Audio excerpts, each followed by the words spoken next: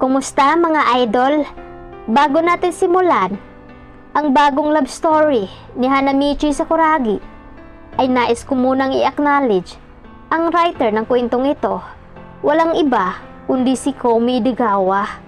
Ito ay isang fanfiction lamang at wala ito sa original na kwento ng slamdunk o manga. Kaya ano pang hinihintay natin? Simulan na natin. Let's go!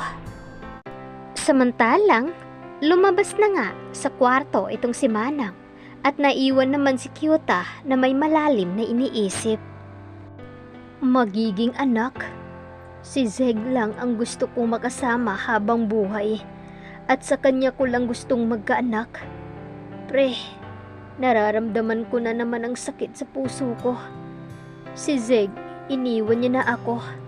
Tinapos niya na lahat ang namamagitan sa amin. Ang sakit-sakit ng nararamdaman ko, kasabay ng pag-aalala ko kay Icy. Ano po ba ang kasalanan ko para maramdaman ko ang lahat ng ito? Naiiyak na tanong ni Kyuta sa isip niya. Samantalang sa station, dahil sa ginawa niya, hindi makatulog si Icy at paikot-ikot ito sa kama. I want to pee.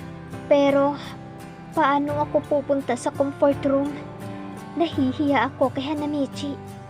Baka kung ano na ang iniisip niya sa akin. Gosh, baka iniisip niyang malandi akong babae dahil sa ginawa ko. Pero, I need to pee na talaga. Sabi ni Icy sa sarili. Maya-maya pa ay narinig niyang humihilik na si Hanamichi. He snored too loud. I think he is really tired like what he said. Now, I can pee. Sabi ni Icy sa sarili at dali-daling bumangon at saka nagtungo na sa comfort room. Sa paglabas niya ng comfort room ay hindi niya napigilan ang sarili lumapit sa natutulog na binata. Ang lakas ng snore niya, wala makakatulog sa tabi niya. Pag ganyan, ang puwente naman ng nose niya, ang gwapo niya, lalo pag ganito kalapit. Sabi ni Icy habang titig na titig sa binata. Habang nakatitig ang dalaga, bigla siyang niyakap ni Hanamichi. Tabatsoy ka, may araw ka rin. Makikita mo pag nagka-girlfriend ako, mamamatay kayo sa inggit. Sabi ni Hanamichi habang tulog at habang yakap-yakap na ang dalaga. Oh my gosh, his arms are too strong. Hindi ako makawala. I don't want to wake him up dahil nahihiya ako. I will wait until lumuwag ang pagkakayakap niya sa akin. And that time, I will go back to my bed. Sabi ni Icy sa sarili. Lumipas nga ang ilang minuto, nananatiling nakayakap si Hanamichi sa dalaga. It's been long time, kailan mo ba ako balak bitawan? But being hugged by this guy, it really feels good. Bakit masyado akong komportable sa iyo? Tanong ni Icy sa isip niya at hinawakan ang pisngi ng binata at saka tuluyan na ring nakatulog. Lumipas ang mga oras, tuluyan nang nakatulog si Icy habang yakap-yakap siya ni Hanamichi. Dahil nakadagan si Icy sa braso ni Hanamichi, ay nagsimula itong mamanhit, dahilan para magising ang binata. Sa pagising niya, nakita niya ang magandang mukha ni Icy na sobrang lapit sa kanya. Anghel ba ito? Patay na ba ako? Tanong ni Hanamichi sa isip niya. Sa pagtitig niya sa dalaga, ay bumalik sa alaala niya na nasa station sila at natulog sa iisang kwarto. Bakit siya nandito? Katabi ko at yakap-yakap ko. Ang lapit na mukha niya sa akin.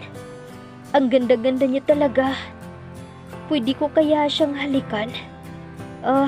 Huwag na lang. Baka magising pa siya ang himbing-himbing ng tulog niya. Sabi ni Hanamichi sa sarili at muling ipinikit ang mata niya para matulog muli. Samantalang sumapit ang umaga, may kumakatok sa kwartong tinutulugan ng dalawa. Hoy, kayong dalawa, gumising na kayo. Pwede na kayong umuwi. Sabi ng boses mula sa labas ng kwarto, dahilan para magising ang dalawa. Ay gising ka na. Pwede na daw tayong umuwi. Mahinahong sabi ni Hanamichi. Good morning, Hanamichi. Can I sleep 5 minutes more? Sabi ni Aichi kay Hanamichi. Aichi, kailangan mo nang umuwi.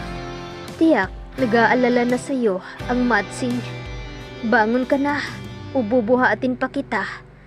Tanong ni Hanamichi kay Aichi.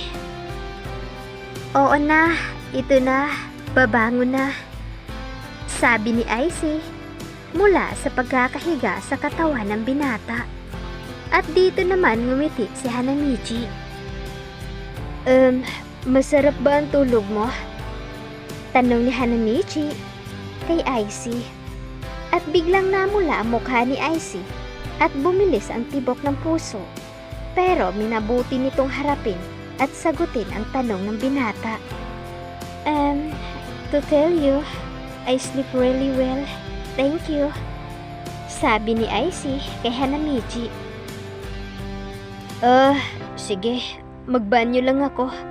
Ihahatid na kita sa bahay ng Matsing para naman sigurado akong makakauwi ka ng maayos. Sabi ni Hanamichi kay Aichi. Samantalang sa pagpasok ng binata sa comfort room. Why is he too caring? Ang smile niya, ang sweet at pati na rin siya. Sabi ni Aichi sa sarili.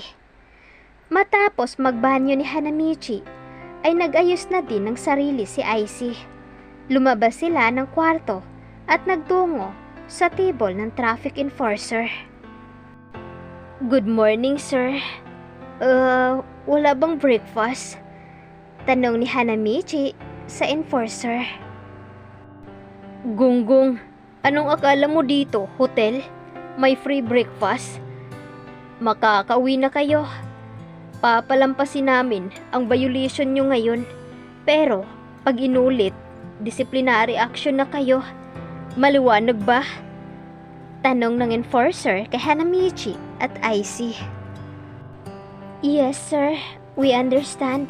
Thank you very much. Sabi ni Aichi sabay yuko. Mauna na kami mga sir. Salamat sa pa-aircon. Pag wala akong matulugan, dadayo ako dito. Wah! Sabi ni Hanamichi habang tumatawa na malakas at saka lumakad papalabas ng station kasama si Aichi.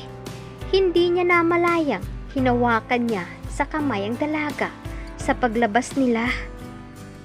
Ano nga kaya ang mararamdaman ni Kyuta na ngayon ay si Hanamichi Sakuragi pala ang kasama dito ni Aichi? Kaya abangan natin ang susunod na episode. Maraming salamat sa inyo mga